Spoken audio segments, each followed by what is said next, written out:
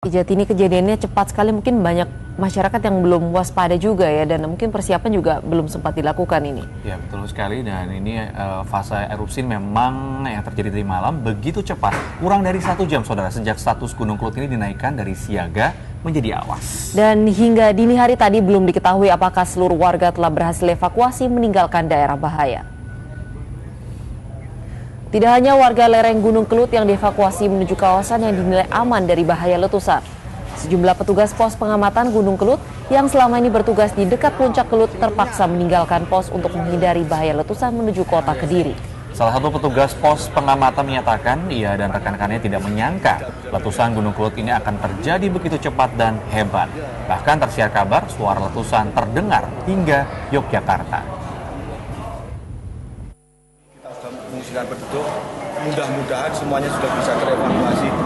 Mudah-mudahan beberapa jam yang lalu, setelah itu blare dengan subhanallah, besar sekali, Pak. Suaranya sampai Yogyakarta.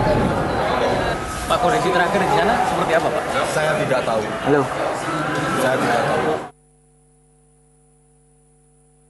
Ya saudara, memang beberapa jam sebelum letusan terjadi, aktivitas Gunung Kelut sudah terlihat meningkat drastis itu. Ini terlihat dari sejak Kamis siang, pergerakan magma dalam perut gunung ini semakin kuat.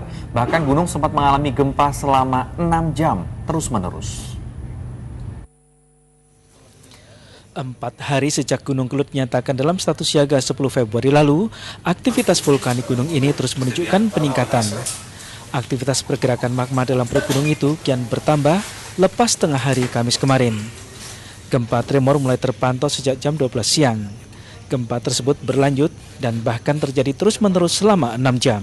Jadi biasanya kalau itu kan ada, tadi kita sebut ini semakin banyak jumlah gempanya itu merapat sehingga menjadi tremor agak menerus dengan amplitude yang agak besar ya, mendekati overskill.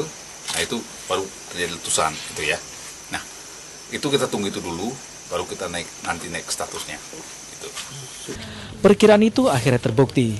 Petugas vulkanologi di pos pengamatan Margomulyo kemudian menaikkan status Gunung Kelut menjadi awas pada jam 9.15 malam karena aktivitas vulkanik Gunung Kelut semakin kritis.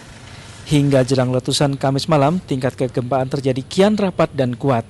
Tercatat gempa vulkanik dalam terjadi sebanyak 190 kali, gempa vulkanik dangkal 442 kali, gempa frekuensi rendah 26 kali, dan suhu air kawah meningkat menjadi 57,3 dari sebelumnya 56 derajat Celcius. Dan letusan hebat akhirnya terjadi kurang dari 1 jam kemudian setelah status awas diberlakukan. Danang Sumirat melaporkan dari Kediri.